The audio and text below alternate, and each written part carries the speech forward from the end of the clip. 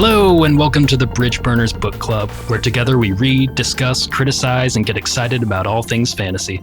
I'm your host, Sean, and with me is my co-host, Tyler. That's me.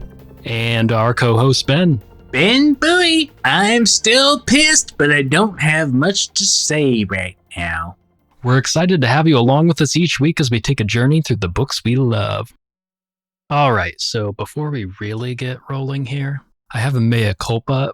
I don't know why, but I had looked this up. I remember when we were first starting this and reading the first chapter, looked at the pronunciation guides, and I was like, okay, I just had it in my head that it was Cenn Buie. But I looked back again. I was like, am I sure about this? Because I was pretty certain about it last time. And then we did it in the commercial as Cenn Buie. But it's not in the pronunciation guide at all. And so I was like, oh, fuck. What I had probably done is I had actually just looked, and all the names that start with a C, except for the CHs, they do have that like Celtic C thing going on. A hard C. Yeah, a hard C. So that's pretty much the way it is with all the names that are actually in the guide. But I didn't see that in there, so I was Googling around and seeing what people said in forums, and it's actually a hotly contested pronunciation for some reason. Some people say Cenn. It's Cenn in some of the audiobook stuff, but it seems like people seem very certain about it one way or the other, so I didn't mean to like step into some controversy there, but I just have to put this in the episode. Make sure no one's mad about it.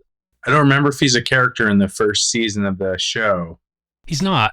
He is cast and he is in the show, but it's literally for like a second. It's like, isn't it wonderful to be in Emond? Trollocs, fuck! That's the first episode. There was an IMDb screenshot, and I don't know if it's been updated, but at one point, at least, the actor that played him was like cast as being Cenn Buie, but he was listed as like grumpy old man or something like that. They didn't even bother to give him like a full listing of his name. It was pretty sad. We just need to commit to Cenn Buie, and then we just fight everyone that comes at us. Exactly. I'm going to. We're 4 episodes into the show, and we've already chosen the hill we're going to die on. Yeah, we did get another appearance by Cenn Buie in this episode. Or I mean, in these chapters. Oh, it's true. IMBD David Stern is listed not as Cenn Buie, not as Cenn Buie, but as annoying old man. Which, I mean, I'm going to take some offense to that. In tonight's reading, I feel like he's one of the better of the crowd. So yeah, I'm more of a Ken/Cenn stan than I used to be. And I'm not sure where I actually land on the entire pronunciation thing. Anybody else want to make a confession while we're at it? Oh, God. No confessions other than that I have gotten into reading The Witness for the Dead, which is the sequel series to The Goblin Emperor, and they're really good. They're like kind of hard-boiled murder mysteries, but in that elven/goblin world with a detective who is a priest who can sometimes talk to the dead with heavy caveats. Very good main character. Nice. Yeah, I want to probably reread the first book and then get into those eventually. I mean, you don't need to because it's just picking up. And the only good thing of these books, you have to kind of train your eyes to gloss over these incredibly long elven words and just kind of pick up by context what they're talking about. But see, I am so bad. Say, for example, if I'm thinking like, I'm going to pick up the newer series that Steven Eriksen's writing in Malazan, like it's been, probably 4 or 5 years since I last read through all the Malazan. I think I did it twice all the way through. I would feel like I have to go back and read the entire 10-book run again just so I could start one of those new trilogies, because I'm like, I got to remember all the little things that it will probably connect to, even though there's so much in there that I probably not remember, I'm reading Thud, one of the Discworld books, the first one of those, and I'm almost done with that. It's pretty good. Is that the one where Sam Vimes is going to like the dwarves and the trolls and like solving their stuff? Yes. Yeah, okay, cool. That's a good one. Is he a recurring character? Yeah, he is like probably the biggest recurring character, or one of the biggest in the series. A lot of like his rise from being like a plain cop to being the Duke of Ankh-Morpork. Yeah, I've also heard that the best thing that I really need to read is anything with death in it. People just love the shit out of death. Oh, yeah. Yeah, Mort is one of the best books, just hands down in the series, and Soul Music is too. Okay, I'll keep those in mind. They're so quick. I don't know if they're all like this, but clearly Ankh-Morpork, it's just London, essentially. Yeah, London/Rome. And so it pretty much has parallels of the trolls and the dwarves and the vampires, not directly, but they're all essentially stand-ins for racial tensions. And, he's talking about how to handle that through the entire book, about the different ways that they conflict on the Force, except it's very goofy and silly because it's like, oh, the werewolf lady and the vampire lady are smelling each other and noticing heartbeats, and they're all really prejudiced about it. And she sneaks out the window at night and becomes 150 bats and goes to hunt or something. And the other one's like, I'm going to report you. Yeah, you've hit upon what makes Discworld awesome, is that it like kind of deals with real world shit, but in a very silly fantasy way with a fantastic joke density. Some could say they do the mash. They do the monster mash. It's funny because that's like not even that far outside of what I expect out of those books. Is like, yeah, I wouldn't be surprised if he makes that joke at some point, because there are definitely some meta jokes in there occasionally, at least in this book. When he really gets going on his footnotes, that is where Terry Pratchett excelled beyond any writer. And that's why Good Omens is one of the best books of all time. The footnotes between him and Neil Gaiman. Yeah, I still haven't read that, but I know it's highly regarded. How do you guys feel about Neil Gaiman in general? Are you big fans? I'm probably like woefully underread in a lot of his stuff. I've enjoyed what I have read. I really liked. I really enjoyed American Gods. It's one of my favorite books. I started Anansi Boys, and that's another one that is just rotting away on my Kindle library. I'm a big fan of the Sandman comics. I have all those and loved those for a long time, but I didn't like American Gods that much, and I think that put me off to a lot of his reading. I don't know. It felt to me like I liked the idea of a lot of it as far as incorporating this American road trip kind of thing where he's going around just experiencing American culture, and then the gods are all like laid over that foundation, and the way that they're like a reflection of the values of the society in which they're existing at the time, both visually and things that they represent. I kind of like that, but I didn't really like the character that it was around Shadow or whatever. I didn't think he was that interesting. The story itself, I felt like it sort of happened, and then it was over, but I didn't feel like it meant that much overall. But maybe I should go back and read it at some point because people love that book. I don't think I finished that one, and I'm a big mythology fan, and I love clashing cultures, mythologies. So yeah, I don't think I enjoyed it, and I don't think I finished it for the same reasons. Maybe I'm the odd man out that I really did enjoy it, and I do like mythology. One of my favorite books, but I can also see like there is something to, I think, the idea that Shadow doesn't really do a whole lot in the book. He kind of just like is there observing all this stuff, and he's more of an actor later in the book. And I think he kind of, I don't want to like get into the ending at all, but he's supposed to like he is himself part of the mythology, I think, in a really cool way. But it's one of those episodic books, so I think Gene Wolfe can kind of write like this at times, where it's just like there's a lot of cool scenes and moments strung together, but we are kind of looking for a cool story that flows and not just like one interesting scene after another interesting scene. Writers have strengths like that. The Sandman, though, is transcendent. I highly recommend. People say that, and so I think I should, because I've never had anyone say, I didn't like that. And the show, pretty good. I enjoyed it quite a bit, actually. I did too. He's got a style and like a feel, and same kind of thing with like when he takes on religious things. He's really into mythology or the Tooth Fairy and the Easter Bunny and shit like that. Modern folklore. Yeah, folklore. Should we talk about the thing we're going to talk about? Okay. Yeah, let's discuss our discussion point. Oh, I love to discuss discussions. I had a question. I just thought of this right now, and I totally didn't mention it earlier so that we could think about it ahead of time and come up with some sort of answer. No, this is going to be straight off the dome, Daddy. What is your favorite magic system? That was only lightly supposed to be like Monty Python and the Holy Grail. I didn't want to go full theater nerd quoting Monty Python and the Holy Grail, because that is the most annoying thing in the world, but I just channeled a little bit of it. I'm going to have to say the Malazan magic system. And the reason is because there's what I think Sanderson refers to as hard magic and soft magic, and like hard magic adheres to specific rules. And he's very good at that. Like in Mistborn, there's certain metals that do different things. And yeah, it's like formulaic. I think of it as video game system. Yeah, formulaic, not in a bad way, but like this plus this equals that. Malazan is like a weird medium magic. It's very powerful, and it's kind of like Wheel of Time in that the scope of your power is not defined really, and it's kind of mysterious. But the cool thing about it is that this central setting of the books is kind of a gathering place of different species, races, gods, demigods. All these different beings have gathered on this one central world, in which is kind of part of like a multi-layered universe.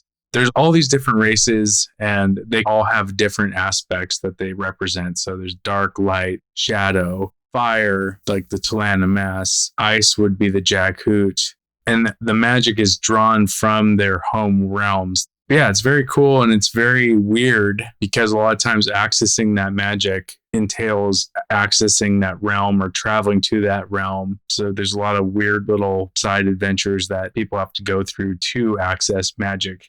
I like that they're sort of interconnected with a physical place that exists somewhere. Those are also usually associated with a god, although some of them, the god isn't there anymore, or some of them don't have gods. But there's this interesting intersection of like politics almost with the gods. It's like Game of Thrones with the gods going on sometimes, and these negotiations and takeovers of different realms. And if someone's using that magic a lot of the time from a certain realm, they end up having to negotiate with the god themselves.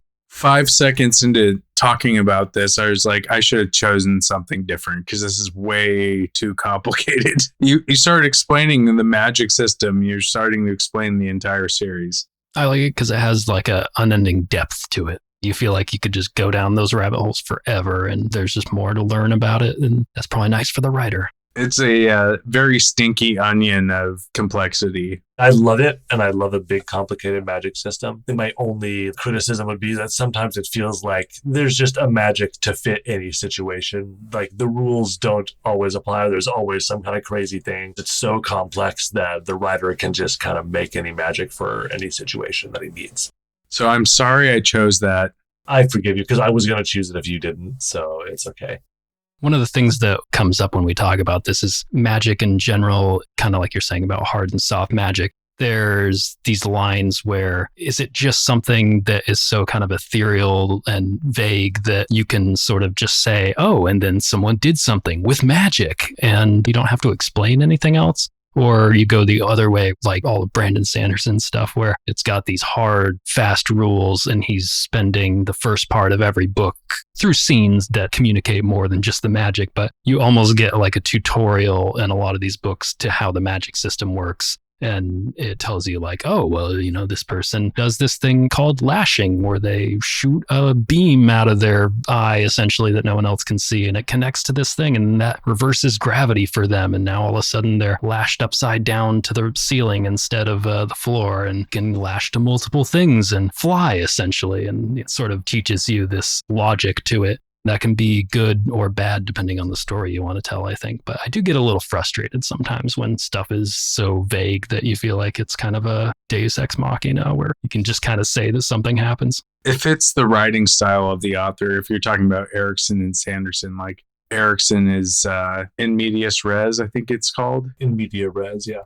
The magic system just fits his writing style and that it's organic and it's part of the universe. And 10 books into it, you're still figuring that out. I love both of them. I like the mechanical magic styles of Sanderson and the more fluid styles of Erickson. And there's so many others. Speaking of which, I'm definitely doing Sanderson. So I was not going to choose Sanderson because it seems obvious. I talk about him every episode, but I actually like a one-off book that he did. I hope he goes back to this world at some point. I like the first 3 Mistborn a lot, and then I really love Stormlight Archive, but outside of that, probably my next favorite is Warbreaker, which is essentially a story of a girl that she's like a princess. Her sister is promised to this other kingdom, and they have this system of gods that run the kingdom, or supposedly run the kingdom. So they're like living gods in the same plane as everyone else. And the sister is promised to this god king at a certain age, and instead they send the younger sister as like a surprise to play with politics and stuff. So she's sort of the fish out of the water and goes to this weird kingdom where gods are living. And these so-called gods they're these people called the Awakened, which are actually people that die And then for some reason, they come back to life. They find themselves in this society that raises them up as gods. And if they don't keep getting fed these breaths, which are essentially souls that each person's only born with one of and can give away freely if they so choose, if they don't consume one of these souls or one of these breaths every week, they'll die. And so the more they collect of those, they reach these different levels called heightenings, which give them new abilities such as perfect pitch or the ability to see colors perfectly. Then from there, they're able to take these breaths and temporarily send them out of their body and fuse them into an inanimate object. And they can make that object awaken and essentially follow commands, of which they're varying kinds that are not known that well around. Certain people know more than others, but you're able to tell these inanimate objects to do certain things, and people can get really good at it. And with enough breaths given to an inanimate object, it can even become a living entity, which a lot of people may recognize in a certain sword that becomes a large part of Brandon Sanderson's series in general, especially the Stormlight Archive later on, but not too many spoilers there. I like that the resources needed to cast this magic are such a high cost. Anyone who gives away their breath is left as like this barren kind of person, supposedly, that can't see color, and a lot of the joys and pleasures of life are taken away from them. And, some choose to do this, and others, it seems like, are left with not much of a choice. But I like that there's such a high cost to everything. The stakes are high, and it's kind of a subtle thing, it doesn't just automatically grant you these crazy powers. There's a lot of magic systems I like in different Sanderson books, and they have this certain rigid logic to them that I do enjoy. And I just think this is one of my more favorite ones. I guess it's hard for me to really pick a favorite magic system out of any book, but that's kind of one that always sticks out in my head as a fun, interesting one that I would enjoy experiencing. What do you think, Tyler? I like deeply structured magic systems, and I like looser, wild ones. I'm not actually like a purist for a hard magic system. I rather like that it's cool. I really like the kind of weird magic. I haven't read all of these, but in that Joe Abercrombie series, the first one is the sword itself, right? Is that what it is? The blade itself. That is the first Law books that I was just talking about having finished. I really like that one, but the one that I actually picked is the Kingkiller Chronicles, the first one being Name of the Wind by Patrick Rothfuss, the one that he hasn't finished yet. That's, I think, a deeply satisfying system for me, because a lot of it is, this is a kid going to magic school story, so you get a deep introduction to this magic system, and it is made central to this story, because the protagonist is going from a kid who doesn't understand it at all to the frickin' best magician that's ever lived, and also a great musician, plus banged a fairy or something. But I think what I really like is the foundation for all magic is just this mental trick you have to train your brain to do to believe something unbelievable while understanding the world. You have to do all these tricks to kind of move energy around and move motion around. And there's always a cost to everything. And nothing ever really, quote unquote, breaks the rules of thermodynamics. But the price is, you can light a candle using the heat from your own blood, but then you might be cold for the rest of the day, right? And then there's, as Kvoth gets into it, there's all sorts of naming and sympathy and then sigilry, and I forget what all the rest of them are. But, and there's all these different foundations or different paths you can go down in magic, but it's all based on being able to break the rules of physics just a little bit in just a couple different ways. And then everything else kind of builds up off of that. And that's a cool way to do it. I think that a lot of the best magic systems have that feedback, that counterbalance, where whenever you use magical abilities, you have some sort of punishment, you could call it, or some equal reaction that is negative to the positive aspects of what you're able to do, because it has to be balanced out somehow, or it does really run into that thing where it's a deus ex machina. It becomes unbelievable or just not even fun to read anymore. I don't remember a lot of the Kingkiller Chronicles intricacies of how magic works at this point. Probably read them a year or so after they came out. I would go back, but I'm just not sure if they're ever going to be finished. So I'm waiting. I'm holding out until I hear the release of the next book is actually on its way. Those would be fun books to do. You got a little bit of that George R. R. Martin bug. I remember those books were, they were hot. You'd see them in the front of bookstores all the time and shit like that when they were first out, and people were really buzzing about them. Lin-Manuel Miranda was going to do a whole series. they'll have a show that goes beyond his books before he ever releases the next one, probably. Yeah, they were going to do that. That was a whole thing with Lin-Manuel Miranda was going to do like introductory series. I think Game of Thrones season 8 came out and people were like, oh, no, maybe we should like let the author finish the series. All right. Well, I think it's about time we get into the Wheel of Time. Before we do a little chapter summary here, I felt like these were sort of transitory chapters. We're moving from Emond's Field out into the world, and we got some action last week. Things started to move, but these were like big lore drops. And then now, finally, at the end of chapter 9, it was like, okay, they're actually leaving town for real now. It's happening. I swear to God, we're going to leave. It's about to happen. Yeah. I don't believe they've actually stepped out of the inn, but we're getting close. Actually, they were outside, and then I think they went back in. It's like when you've already said goodbye and you leave, but you realize, oh shit, I left my coat. You see someone you're in a grocery store and you're like, well, good to see ya. And then you go down an aisle back the other and you're like, hi, good to see ya. Bye. See you again. That exact situation happened to me earlier today. I was like at Louisa's soccer practice and was like chatting with another parent. And then we're like, okay, later, see ya. And then we both started to walk away and realize we are parked right next to each other, a solid like 200 yards away. All right, so silently walk all the way over to our cars together. It was a rookie move. You never say goodbye until you know you're diverging.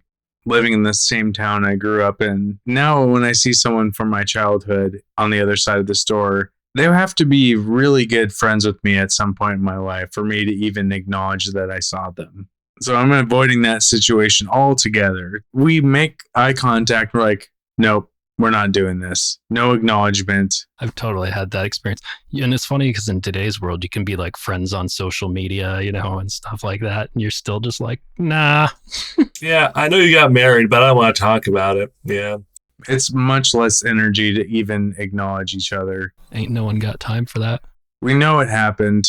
It's like we said hi mentally. Let's go ahead and hear that chapter summary.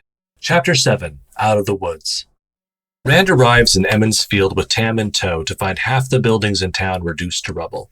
He runs into Master Lewin, who explains that Trollocs attacked during the Winter Night celebration. Egwene sees Rand with the unconscious Tam and leads the pair to Nynaeve, who is busy treating the injured townfolk. She examines Tam and determines that he is beyond her ability to heal. Rand desperately seeks out Mayor Alvier of the inn, which she finds mostly untouched by the fighting. Bran sets Tam up in one of the rooms and explains that Emond's Field was spared from more destruction thanks to the efforts of Moiraine and Lan, who are revealed as an Aes Sedai and warder. After some debate, it is determined that the only option left is to ask Moiraine Sedai to heal Tam with the One Power. Rand finds her at her work burning the bodies of Trollocs and is able to secure her assistance for a price. This chapter is pretty much Rand arriving in town after the night, and he gets there, finds that the town's fucked up, and then goes to find Nynaeve, and she's like, no, I can't help Tam, he's too hurt. And then he eventually gets Moiraine to come help heal Tam, and that's basically the entire chapter. But a little bit happens in between. There's some cool moments in here that I like that I think do a good job kind of showing Moiraine and Lan's response to all of this and kind of what they're concerned about, which I thought was interesting. And also just like more solid building out of Rand's psychology kind of continually being shaken. I think he is done with adventuring by the time these 3 chapters are over, and that is interesting, a way to have him leave. Yeah, sort of the process in these chapters of breaking Rand down finally to be like, stop pretending that you're just one of these Emond's Fielders, these Two Rivers folk, and, you're really destined for greater things. And he sort of gets broken down to the point where he's like, fine, I'll go on an adventure. I'll stop holding on to this idea by the end of it. I think it was him that basically was thinking, help from an Aes Sedai is worse than a poison in a pie. Gifts always had a hook in them, like fish bait. Or someone told him that. And Tom Merrilin, who seems like the most world-traveled person in so far that's not Lan or Moiraine, he basically states the same thing. Like anything an Aes Sedai asks you, there's a catch. They can't lie, but they will trick you into doing their will. So Rand has that turmoil internally when he's having to ask Moiraine to heal Tam because he's out of options. I want to know if they explain more later how that works with, like, there's this rule that Aes Sedai can't lie, but then they can sort of just say things in a certain way where they're not technically lying. How does this rule work that it's enforced in a way that the rule doesn't exist to enforce the spirit of the rule? It just exists to enforce the hard rule. They can still essentially lie. Does something bad happen to an Aes Sedai who does lie? And it seems like, from what I remember further on, there's a lot of mistruths and twisting of truths. Maybe it's like the superstitions of the Emond's Field townsfolk with all these things. You know, they're like, oh, don't say the name of Shaitan or whatever, or something bad's going to happen. It's like the Aes Sedai version of that. Don't lie or something bad's going to happen. But it doesn't actually mean anything. I liked, we get a lot of mentions through these couple chapters here of still Cenn Buie or the Coplans being these names that get dropped in the way that, you know, someone's being superstitious or doing something dumb. It says, right when he gets into the town, he peered ahead, trying to make out the first houses and ready to shout for help at the first sight of anyone, even Cenn Buie or one of the Coplans. He's still burning them, but you know, we do finally get a reason that all of this talk about the Coplans and Cenn Buie and these complaints going on around town, it sort of builds up to something finally, which we'll get to in the third chapter here. But there was a point to it all.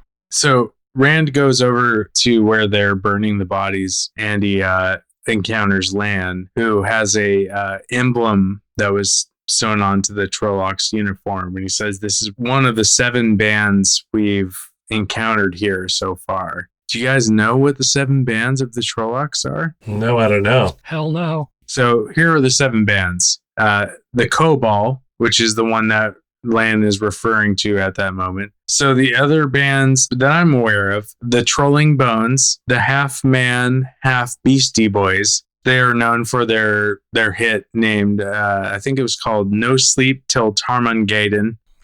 A Flock of Shale Gulls. Oh my God. Sidene Martin and Harry Lewis. The Mountain Goat's Head and Man Bodies. And Sheep Bother are the 7 bands of Trollocs. Oh, wow. Thank you. They all got their unique patches. Each got a little different vibe to them. Wow. That's, I didn't know that lore, but thank you for explaining it. Spoilers, everyone. Sorry. It's interesting that, like you're saying, he gets to town and sees these different buildings being burned and stuff. It's like, oh, seems like there's some odd, deliberate targeting to this, but Lan really has this figured out. He's like, well, the Trollocs came and they set fire to a few houses, but they didn't really care about those. And then they had this other plan where they went around and went to these specific places looking for something in particular. I don't know how Lan is able to figure all that out, but he's done like forensic investigating in the night since all of this happened and has like the whole thing figured out.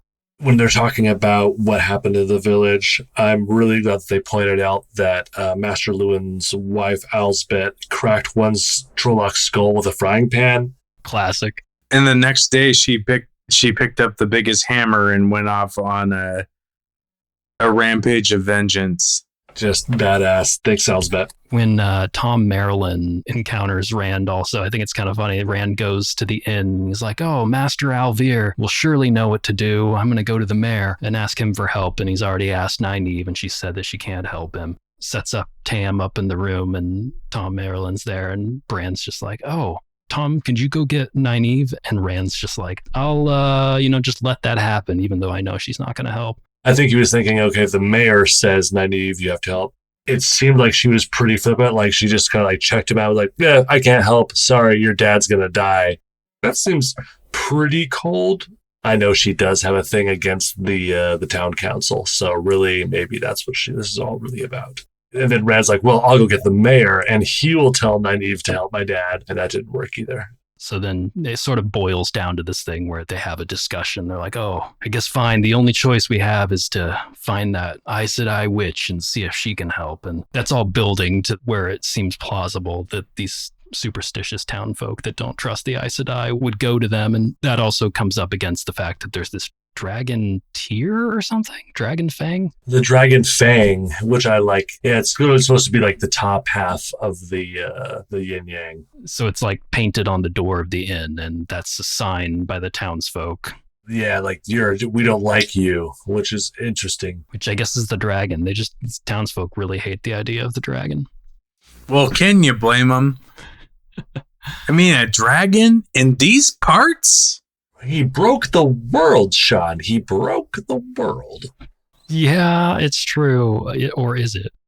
Does anything else really happen that's that interesting in this chapter? Like, should we go to our sponsor for this week's episode? Oh, we have another sponsor. We got another sponsor? Oh, yeah. Yeah, I have no idea what it is. I'm going to find out right now. Your 14th name day is nearly here, and you still haven't found your good husband. The Copland talk around town is that you might die a lonely old crone.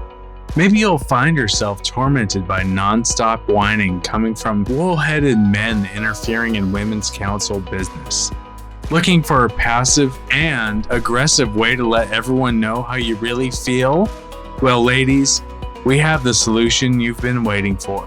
Whether you've yet to take your first lap around the spring pole, or you've already brought in your last bountiful harvest, the U-Braid by Wisdom's Weave provides instant braid enhancement. Made of a tried and true combination of horsehair, sheep's wool, thatch glass, and ogier bristle, no one will know the secret to your new look. Simply apply the included preparation poultice and use our easy puncture serrated scalp clips to attach the braid. Don't forget to drink our custom potion of nightshade, stinkweed, witch's rump, and horse coma with equal parts Tams brandy to keep the pain away. Wisdom's Weave has worked tirelessly to perfect our easy twitch technology. A simple flick of the head will send your braid whipping, the wool heads running, and the good husbands circling. Feeling bitchy? Just get twitchy. Fancy a hug? Give it a tug. From Terran Ferry to the Mountains of Mist, you'll be the talk of the two rivers. Try our entire line of Whispering Wind beauty products today.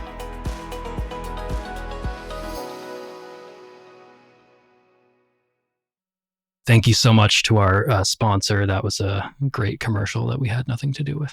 Let's go ahead and move on to Chapter 8 with that summary. Chapter 8, Place of Safety. Moraine explains to Rand that she has used up a great deal of her strength, and healing Tam may be difficult. She sets to it with the aid of an Angreal, an artifact from the Age of Legends. As she works, Lan asks Rand about the heron-marked blade, remarking that it is often a symbol of a master swordsman. Lan tells of the servile relationship between Fades and Trollocs and where they may come from, explaining that only a carefully laid plan would have allowed a group this size to make it as far as the two rivers undetected. Rand learns that the focus of the attack seemed to be finding him along with Matt and Perrin, three boys who were born within a couple weeks of each other. Moraine finishes healing Tam, and with some work is able to convince Rand that he will need to flee Emond's Field that night, along with his friends, in order to spare the village from further attacks. This chapter was at least a little more interesting, although a lot of it is literally just lore drops. Yeah, just like talking about things quietly while Moraine is healing.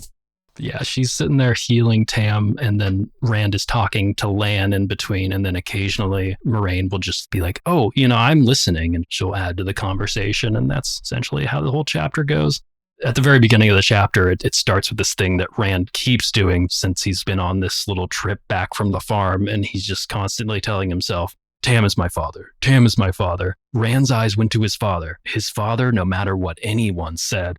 It's like, nobody's saying that except for you. You haven't told anyone about it. One thing we should emphasize, when Moraine heals Tam, she says that he has been inflicted by the taint.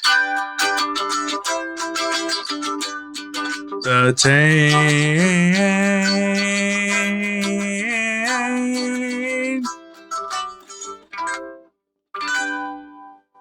Okay, enough mandolin.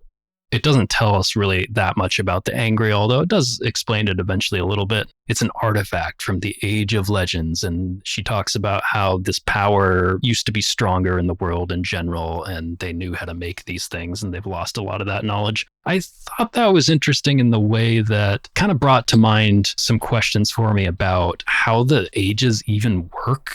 And I don't know if, without spoiling too much, when it talks about these ages, it's like, okay, well, this story supposedly takes place in the third age. And how are the ages even really divided? There's like the breaking of the world, and there's this thing where, from what I understand, it seems vaguely like the Dark One returns, and so does the dragon. And then the Dark One eventually gets sealed away, but also the world is broken. But do we even know what breaking the world means? And is there anything that actually defines the turning of an age? Is it just based around these mystical figures? I can't remember more than 2 ages. And when I don't know if the Age of Legends is different than the Age of Luz Theron. I mean, there's certainly like characters that are more prominent from those past ages, but I don't think it gets that deep into here's like the 50 to infinity versions of the dragon that have happened already. It's really, at the most, I think we maybe touch on 2 or 3 ages. And it's a 13 book series, so what do you expect? When I think of this idea of rebirth and how, the dragon's born again in a different age, and there's this whole thing about the breaking of the world and all that, what does that really mean? Because in my head, that makes me think like, oh, the entire population of the world is wiped off and everyone's dead, and somehow they're brought back and civilization starts over. But I don't think it's actually like that. It seems, from what I can tell so far, that essentially some big, magical disturbance happens across the land / armies fighting and a lot of people dying. And then the world may be reshaped in some ways physically, which is kind of what happens at the end of the prologue with Luz Theron. But it's mostly like civilization is reduced to dark ages, kind of. It's kind of a loss of knowledge. They start over. Yeah, like they go back to the Bronze Age. Loss of knowledge, but there's some thread of knowledge. But loss of technology, loss of civilization, agriculture. What I'm trying to figure out here is like, how much further back can you go from what Two Rivers already is? Is like Arthur Hawkwing or whatever the story was that was at this age? Was the Trolloc War at this age? Was ever that last war with the tree this age? That's still a pretty long, it's a couple thousand years. So you can think like, okay, back to like human history, the Bronze Age collapse and things like that. Giant societal wide collapse with a couple thousand years of history in between it. It's a pretty substantial thing. Like that becomes a human civilization that's different than what we have on our Earth today. Going back to the Angreal, however you say that, this artifact they're talking about from a past age, you would think that there would be almost science fiction level technology found by people occasionally. And this would be like the Book of the New Sun or something like that, where you sort of cross over between remnants of a past world that was highly advanced and this fantasy world that we're currently in, this medieval times. Yeah, that may have been a fault of Robert Jordan not building in those details. I mean, he focuses on a lot of details, descriptors of clothing and hair, braids. Yeah. The tugging of braids and skirts. Yeah, I mean that's something else that some authors have done well, and that's maybe he did keep it more in the Tolkien realm of keeping it more medieval in the setting and the technology, but that would have been cool. And maybe we should write that. And let's edit this out so no one steals our idea. So moving forward, Moraine does give a little bit more information as she's kind of like healing Tam of the blade that injured him. And she says it was Trolloc weapons are made at forges in the valley called Thakan Dur on the very slopes of Shai Al Ghul itself. Then he kind of like starts talking to Lan. One thing I really love is that Lan immediately starts calling Rand sheep herder and never calls him anything else. But gives him props for like, hey, man, you called a Trolloc. Not a whole lot of other people here have done that. Good job. But then Tam starts to like look better, and then Rand immediately drops to his knees and like pledges, I will give you anything. I will do anything. Moraine, in a very creepy way, starts to capitalize off that. And I think that's a theme that's going to be going forward, is like how Moraine is sociopathic. Maybe a little bit. Or no, I think she just has an agenda that she is not sharing with Rand. It mentions these things rapid fire. It's like, oh, the Amerlin seat. I mean, I kind of know what that is, but like we'll get there. Talking about dreadlords, which apparently is another thing above Fades and Trollocs, it sounds like, from what I gathered from this. Some other They also call the Fades half men. There's dreadlords above them, and Lan gets really surprised that Rand talked to a Trolloc, and he questions him about it, and then just like kind of lists stuff off. But there's not that much we can talk about there, really, especially without getting into spoilers, because they just kind of mention these things without really getting into them. The Myrdal are also called Lurks and Shadowmen. And then they really get into like talking about why the Trollocs attacked the town. And it becomes clear like they're trying to tell Rand what's up. Moiraine and Lan have very quickly pieced together what's happening here.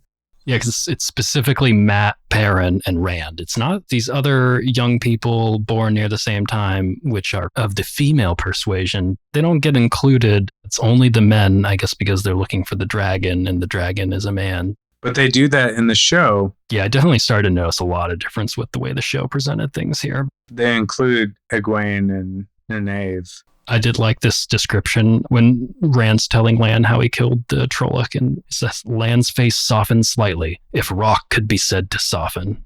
They get into trying to convince Rand that he needs to come. And this kind of feels like a good cop, bad cop child abduction tactic here, because they're just like, these bad things are happening to your town, you need to come. Everyone's going to die if you don't come. We've already talked to your friends and they're going to come too. You need to come. It was just kind of weird to think like two adults having this conversation with a 19-year-old man. I don't know. I didn't pick up on this in my younger days, but this felt like an abduction. He's in a closed room with two adults telling him he needs to leave with them, and that just feels weird.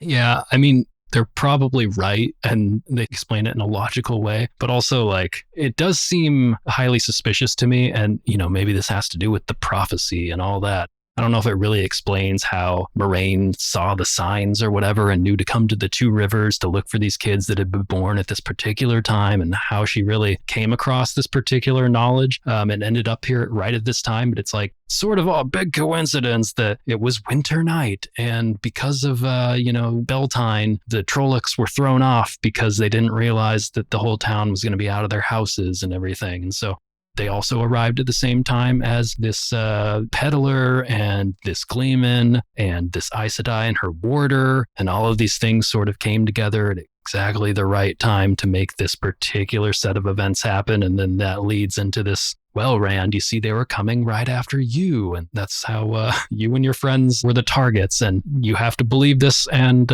follow me out of town, otherwise everyone you know is going to die.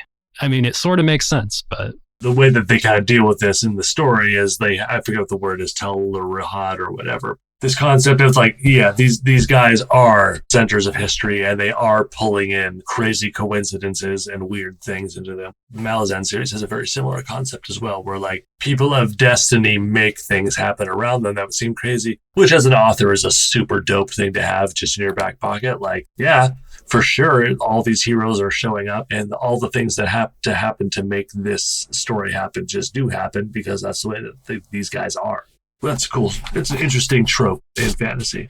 yeah, there's like a word for that specifically in Malazan that I can't remember right now. I would have to remember it, but there's this thing that happens, you know, when all this stuff comes together at once. All these great powers are drawn to a particular place. So they're all drawn here at once, and they end up selling Rand on that idea, and he just kind of buys into it eventually. And once he does, it seems like he's just made up his mind, and he's kind of done questioning things as far as that goes. And he knows that he needs to get out of here to save everybody. So right after this, okay, they kind of leave him alone. Rand comes back in the room because they're kind of like setting up Rand to just like sleep in there with him for the night. And he does kind of go through and fact check stuff with the mayor. Like, are these actually the houses that went through? And he does like the basic smart boy thing to do, which is, are these two strangers telling me facts, or did they just bring me into this closed room, tell me a bunch of BS, and now I have to leave town with them?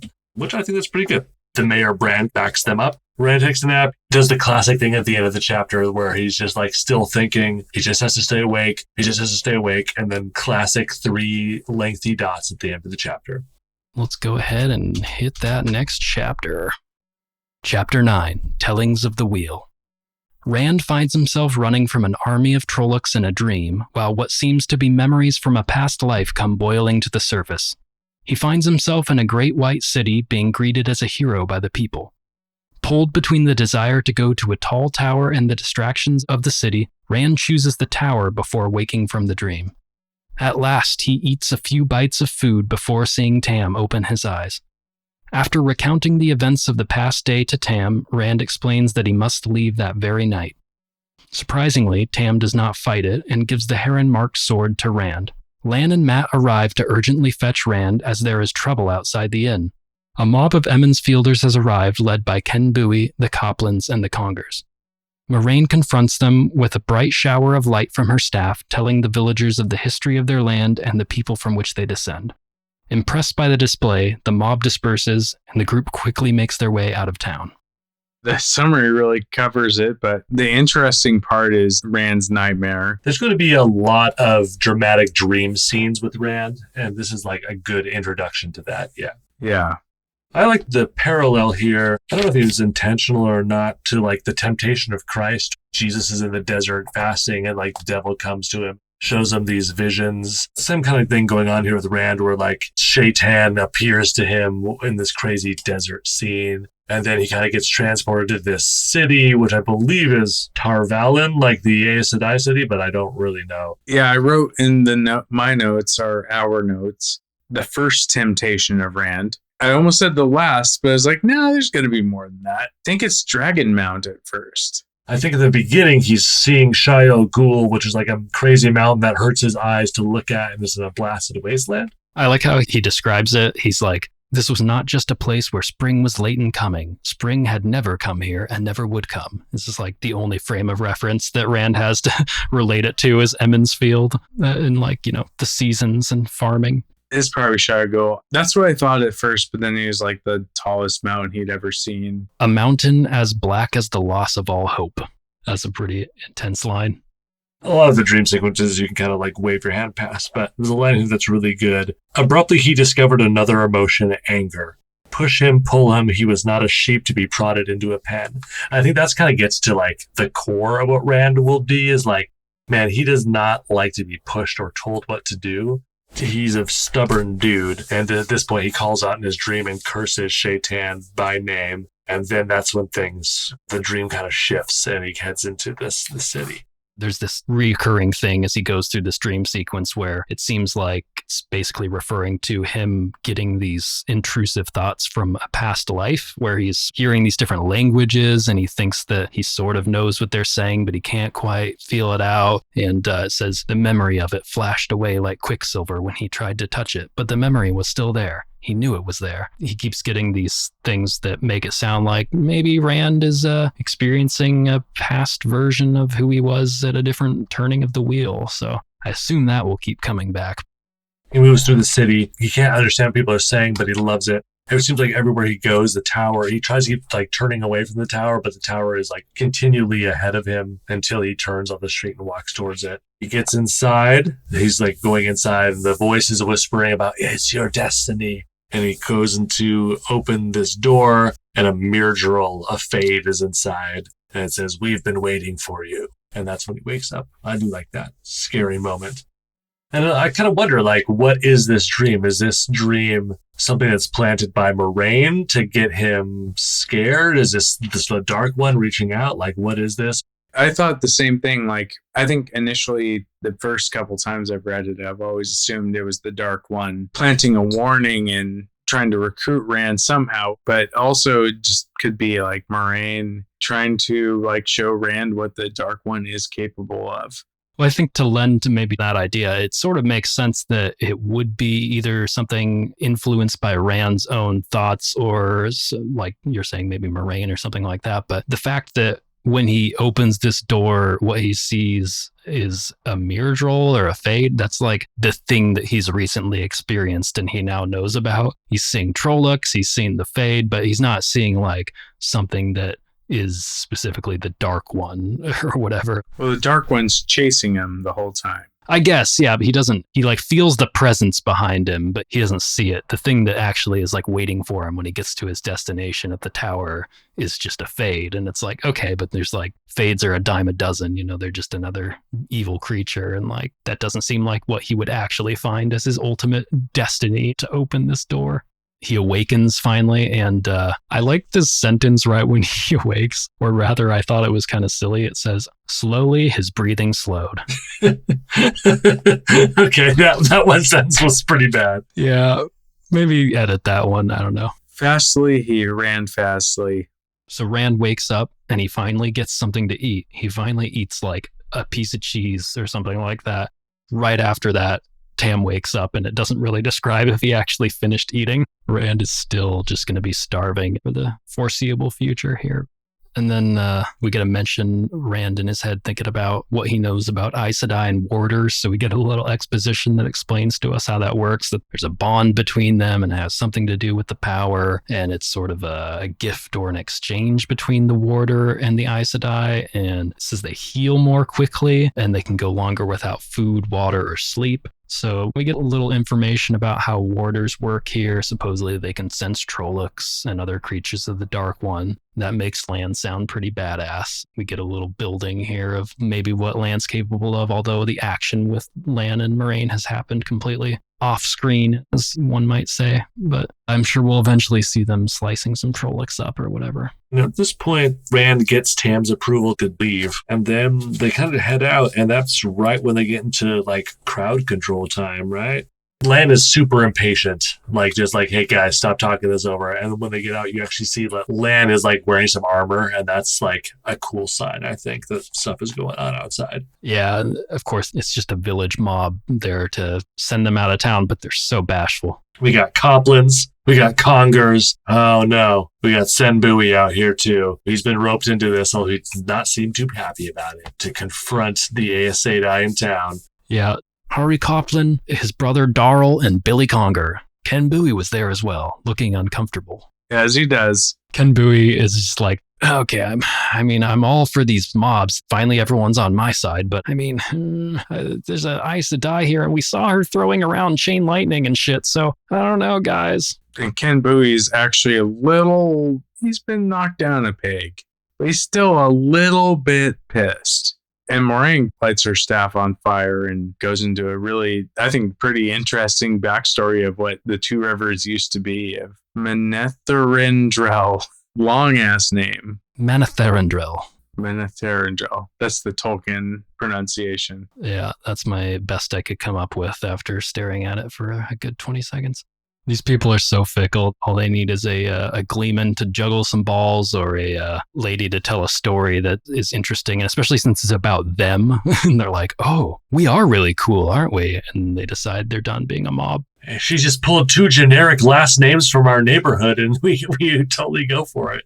Yeah, she could have made it up. Like a page before that, Bran addresses Pate Alcar, the father of Adin Alcar, who we talked about before. And then later in the story, Moraine mentions that the king was Aemon Alcar Althorin, or Aemon son of Car, son of Thorin, which is that revealing to us that the owl before a name just means son of? That's all it's referring to? I think so, yeah. Yeah. So then wouldn't Rand's name be Randall Tam, not Randall Thor? I'm very confused by that then. It's probably like Anderson. Yeah, or Johnson. At some point, someone was a son of John. So Moraine's telling this story, and she talks about how the Dark One's armies swooped down on the lands of Manetheren. The men of the mountain home stood before it with their backs to the Tarendrel. That's Terran's Ferry, right? Probably. That has to be. Terran River, yeah. So, the Terran Ferry folk are just as involved in this mythology, but it's the story of a small group. Well, I guess sounds like maybe they're a pretty big army at first, but the group that was fighting Trollocs way far away from home, and then they come back when they hear that their homeland, which is now the Two Rivers, is being threatened, and it was like this huge advanced society here that had a big city, and they essentially have to outlast as long as they possibly can until reinforcements come, but reinforcements never come, so all of the people of this entire place end up either fleeing or joining in the battle, and then King Emond dies, and his wife feels it, and then she decides that she's going to unleash all of this power and apparently burns like the entire forest. And basically all the Trollocs run away, and they're so shaken by this that they get spread out amongst the land and picked off, and that's the end of it. And then the few people that were left are what left the Two Rivers here. And these people just love this story. As soon as she finishes, they're just like, I'm sorry. I'm going home. Starting with Pate L. Carr, the long-jawed farmer. He's like, oh, yeah, I'm sorry. Also, I recognize that you named the king after me, and I like that in the story. My note is the townsfolk do a heckin' repent. Yeah, they really do. She drops so much random lore in here that we can't really talk of. It's like, oh, the field of Bekar, the field of blood, Baalzamon, another name for Shaitan, I think. Yep, that's it. Who she calls the father of lies, and Tarandrel and King Emond and all this shit. The only takeaway from this is Manetheren it'll be relevant again, being identified as that.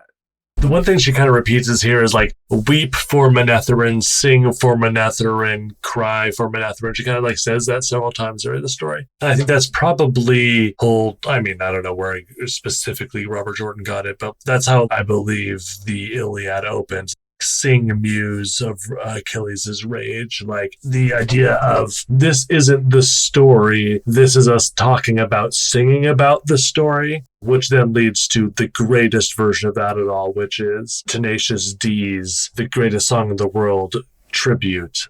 You're not talking about a song, you're talking about singing about a song.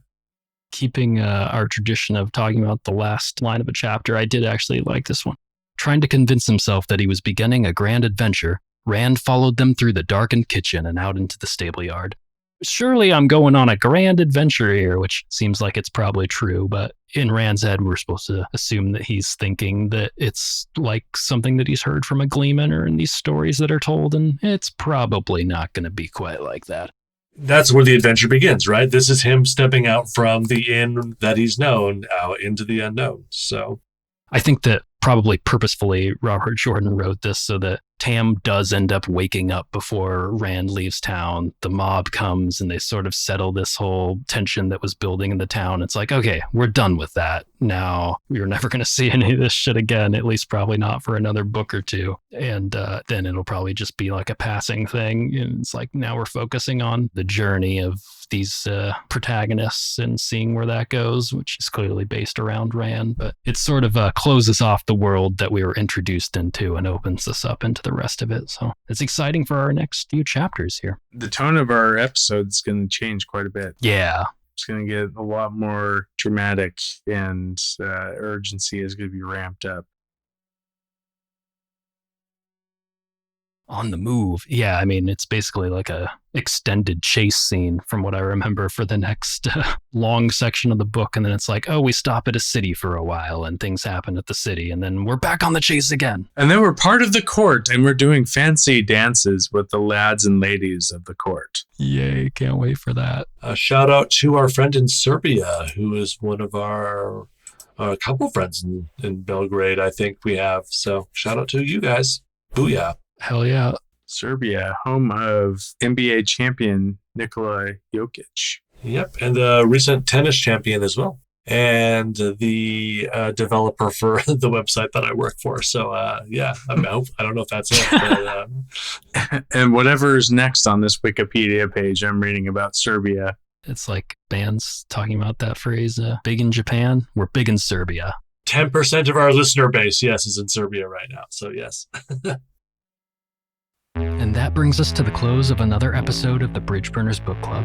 We would love it if you follow us on Instagram at Bridge Burners Book Club, on Twitter at Bridge Burners BC, and on YouTube at Bridge Burners Book Club, where we post full episodes, clips, and polls. If you would like to write in, shoot us an email at bridgeburnersbc with any comments, questions, or contentions, and maybe we'll read them on air. You can also join our Discord with the link in the episode description for discussions, questions, or to post your best memes. It really helps if you give us a rating on Apple and Google Podcasts, so please consider helping the show to grow. I'm the Sean Chan, and for my co-hosts, Cenn Buie and Tyler the Creator, thank you for listening, and we'll be back next week.